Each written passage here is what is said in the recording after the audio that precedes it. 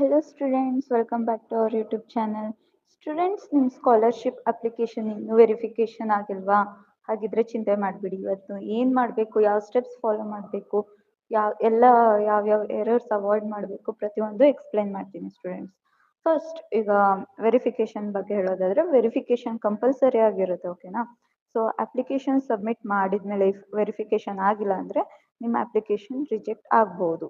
So ತುಂಬಾನೇ students apply ಮಾಡ್ತಾ ಇದ್ದೀರಾ, ಆದರೆ ವೆರಿಫಿಕೇಶನ್ ಸ್ಟೆಪ್ ಮರ್ತೋಗ್ತಿದ್ದೀರಾ. ಸೊ ವೆರಿಫಿಕೇಶನ್ ಅನ್ನೋದು ಮ್ಯಾಂಡೇಟ್ರಿ, ಓಕೆನಾ, ಆಪ್ಷನಲ್ ಅಲ್ಲ. ಸೊ ವೆರಿಫಿಕೇಶನ್ ಆಗಲೇಬೇಕು. ಈಗ ವೆರಿಫಿಕೇಶನ್ ಹೇಗೆ ಮಾಡೋದು ಅಂದರೆ, ಈಗ ಫಸ್ಟ್ ಸ್ಟೆಪ್ ಡಾಕ್ಯುಮೆಂಟ್ ರೆಡಿ ಇರಬೇಕು. ಆಧಾರ್ ಕಾರ್ಡ್, ಕ್ಯಾಸ್ಟ್ ಅಥವಾ ಇನ್ಕಮ್, SSLC ಮಾರ್ಕ್ಸ್ ಕಾರ್ಡು, PUCದು, ಬ್ಯಾಂಕ್ ಪಾಸ್ಬುಕ್ಕು, ಜೆರಾಕ್ಸು, ಇದೆಲ್ಲ ಲೈಕ್ ಡಾಕ್ಯುಮೆಂಟ್ಸ್ ಎಲ್ಲ ಪೂರ್ತಿ ರೆಡಿ ಇರಬೇಕು. ಈಗ ಸೆಕೆಂಡ್ ಸ್ಟೆಪ್ ಏನು ಅಂದರೆ, ಯಾವ ಪೋರ್ಟಲಲ್ಲಿ ನಿಮಗೆ ಅಪ್ಲಿಕೇಶನ್ ಸಬ್ಮಿಟ್ ಮಾಡಿರ್ತೀರೋ ಅದರಲ್ಲಿ ನೀವು ಸ್ಟೇಟಸ್ ನೋಡಬೇಕಾಗುತ್ತೆ. ಅದರಲ್ಲಿ ಪೆಂಡಿಂಗ್ ಫಾರ್ ವೆರಿಫಿಕೇಶನ್ ಅಂತ ಇನ್ನೂ ಬರ್ತಾ ಇದ್ರೆ ಇಮಿಡಿಯೇಟ್ ಆ್ಯಕ್ಷನ್ ತಗೊಳ್ಳಿ. ನಿಮಗೆ ಅದು ಆಫೀಸ್ ವಿಸಿಟ್ ಮಾಡಿ, SSC ಆಫೀಸ್ ವಿಸಿಟ್ ಮಾಡಿ, ಓಕೆನಾ? ಎಲ್ಲ ಥರ ಡಾಕ್ಯುಮೆಂಟ್ಸ್ ತಗೊಂಡು ಹೋಗಿರಿ. ಮತ್ತೆ ಈಗ ಕಾಮನ್ ಚಾಲೆಂಜಸ್ ಅಂದರೆ ಎಲ್ಲ ಸ್ಟೂಡೆಂಟ್ಸ್ಗೆ ಈಸಿ ಆಗಲ್ಲ verification process.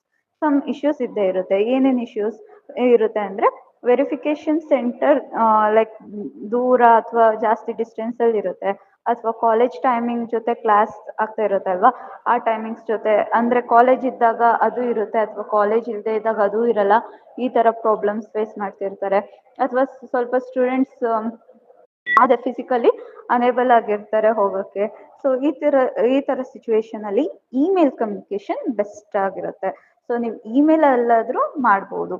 So official email ಐಡಿಗೆ ನಿಮ್ಮ details, application ID, documents attach ಮಾಡಿ ಮತ್ತು ಹೆಲ್ಪ್ ರಿಕ್ವೆಸ್ಟ್ ಮಾಡಿ, ಓಕೆನಾ?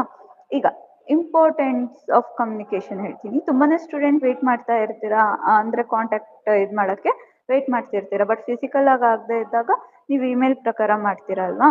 ಸೊ ಆಗ ನಿಮ್ಗೆ ಏನಾದ್ರು ಡೌಟ್ಸ್ ಇದ್ದರೆ ಅಥವಾ ಡಿಲೇ ಇದ್ದರೆ ನೀವು ಹೆಲ್ಪ್ಲೈನ್ ನಂಬರ್ಗೆ ಕಾಲ್ ಮಾಡಿ ಪೊಲೈಟ್ ಆಗಿ ಲೈಕ್ ಕ್ಲಿಯರ್ ಡೀಟೇಲ್ಸ್ ಕೊಟ್ಟು ನಿಮ್ಮ ಕೇಸ್ನ ಎಕ್ಸ್ಪ್ಲೈನ್ ಮಾಡಿ. ಒಂದೊಂದು ಸತಿ ಇಮೇಲ್ ಕೂಡ ವರ್ಕ್ ಆಗದೆ ಇರ್ಬೋದು. ಸೊ ನೀವು ಕಾಂಟ್ಯಾಕ್ಟ್ ಹೆಲ್ಪ್ಲೈನ್ ನಂಬರ್ ಇರುತ್ತೆ, ಸೊ ಅದಕ್ಕೆ ಕಾಲ್ ಮಾಡಿ ಕನ್ಫರ್ಮ್ ಮಾಡ್ಕೊಳ್ಳಿ, ಓಕೆನಾ? ಸ್ಕಾಲರ್ಶಿಪ್ ಅಪ್ಡೇಟ್ಸ್ ಪೋರ್ಟಲಲ್ಲಿ ಬರುತ್ತೆ, ಪ್ರತಿಯೊಂದು ಅಪ್ಡೇಟು ಬರುತ್ತೆ. ಅದನ್ನು ನಾವು ನೀಟಾಗಿ ಎಕ್ಸ್ಪ್ಲೈನ್ ಮಾಡ್ತೀವಿ. ನಮ್ಮ ಚಾನಲ್ಗೆ ಸಬ್ಸ್ಕ್ರೈಬ್ ಆಗಿರಿ.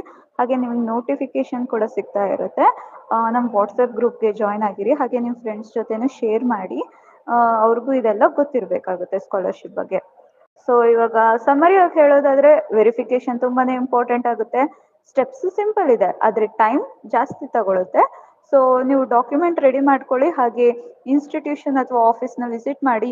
ಇಫ್ ಇಮೇಲ್ ನಿಮಗೆ ಕರೆಕ್ಟ್ ಅನ್ಸಿದ್ರೆ ಮಾಡಿ, ಇಲ್ಲ ಹೆಲ್ಪ್ಲೈನ್ ನಂಬರ್ಗೆ ಮಾಡಿ. ಮೋಸ್ಟ್ ನೀವು ವಿಸಿಟ್ ಮಾಡಿದ್ರೆ ಬೆಸ್ಟು, ಅಲ್ಲಿ ಕರೆಕ್ಟಾಗಿ ನಿಮಗೆ ರೂಲ್ಸ್ ಹೇಳ್ತಾರೆ. ಯಾವುದೇ ಕಾರಣಕ್ಕೂ ಸ್ಕಾಲರ್ಶಿಪ್ ಸ್ಟೇಟಸ್ನ ಇಗ್ನೋರ್ ಮಾಡಬೇಡಿ. ನಿಮ್ಮ ಎಜುಕೇಷನ್ಗೆ ಸಪೋರ್ಟ್ ಸಿಗಬೇಕು ಅಂದರೆ ನಿಮ್ಮ ಎಫರ್ಟ್ ತುಂಬಾ ಇರಬೇಕಾಗುತ್ತೆ. ಸೊ ಸ್ಟೂಡೆಂಟ್ಸ್, ಮತ್ತೆ ಮುಂದಿನ ವಿಡಿಯೋದ್ರಲ್ಲಿ ಸಿಗೋಣ. ಈ ವಿಡಿಯೋ ನಿಮಗೆ ಯೂಸ್ಫುಲ್ ಅನ್ಸಿದ್ರೆ ನಿಮ್ಮ ಫ್ರೆಂಡ್ಸ್ ಜೊತೆನೂ ಶೇರ್ ಮಾಡಿ. ಹಾಗೆ ನಮ್ಮ ವಾಟ್ಸಪ್ ಗ್ರೂಪ್ಗೆ ಜಾಯ್ನ್ ಆಗಿ ಸ್ಟೂಡೆಂಟ್ಸ್. ಹಾಗೆ ನಮ್ಮ ಚಾನಲ್ಗೆ ಸಬ್ಸ್ಕ್ರೈಬ್ ಮಾಡಿ. ಮತ್ತೆ ಮುಂದಿನ ವಿಡಿಯೋದ್ರಲ್ಲಿ ಸಿಗೋಣ ಸ್ಟೂಡೆಂಟ್ಸ್. ಬಾಯ್.